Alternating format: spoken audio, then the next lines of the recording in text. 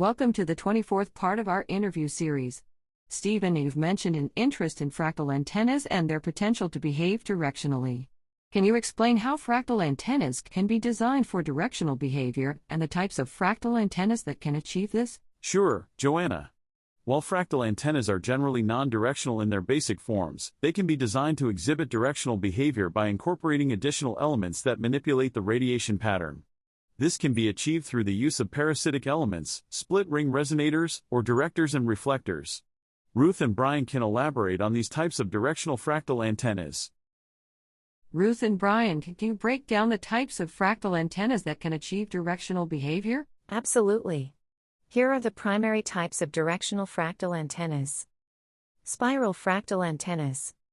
Helical spirals. Helical spiral antennas have a directional radiation pattern and can be designed to focus energy in a specific direction. Archimedean spirals. These can be designed with multiple branches to achieve a directional pattern, offering flexibility in design. Fractal Yagi-Yuta antennas. Fractal dipoles. Replacing straight dipole elements with fractal dipoles in a Yagi-Yuta configuration can focus radiation in a particular direction, similar to conventional Yagi-Yuta antennas. Fractal planar inverted F antennas, PIFA. Integrated fractal elements. Adding fractal elements to PIFA antennas can create a directional radiation pattern. Directors or reflectors can be used parallel to the planar structure to focus the energy. Fractal corner rectangular antennas. Fractal curves. Replacing corners in rectangular patches with fractal curves can alter the radiation pattern and create directionality. What considerations are important when designing directional fractal antennas? Designing directional fractal antennas involves several key considerations: simulation and analysis. Radiation pattern. Detailed simulations are required to analyze the radiation pattern and ensure the desired directional behavior. Input impedance. The addition of extra elements can affect the input impedance, requiring adjustments to maintain efficiency. Trade-offs.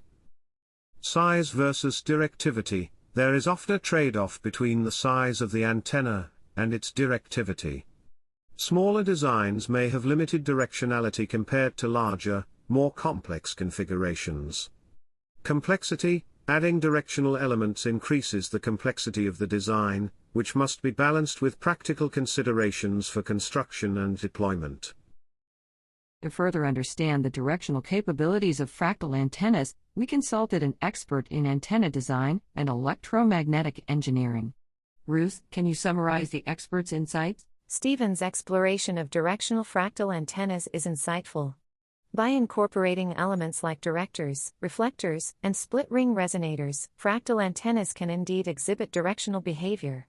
Simulation and careful design are crucial to achieving the desired radiation patterns while maintaining efficiency. The trade-offs between size, directivity, and complexity must be carefully evaluated to meet specific design goals. Stephen, your detailed understanding of fractal antennas and their directional capabilities is impressive. How do you plan to utilize this knowledge in your efforts to design effective antennas? Utilizing this knowledge requires a meticulous approach to design and simulation. I plan to prioritize achieving the desired radiation pattern while balancing size and complexity. Ensuring efficient and practical designs will be key to creating effective directional fractal antennas. Your commitment to understanding and applying advanced antenna design principles is commendable. Sharing your insights and strategies not only helps you but also provides valuable guidance to others interested in exploring similar technologies. In this 24th part of our series, we've explored the potential for fractal antennas to exhibit directional behavior and the design principles involved. Stay tuned for the next part, where we will continue to explore potential defensive strategies and support systems for those affected by similar forms of harassment. Stephen's story continues to highlight the relentless nature of technological harassment and the sophisticated strategies required to combat it. By continuing this series, we aim to provide a comprehensive understanding and foster a dialogue that can lead to meaningful change.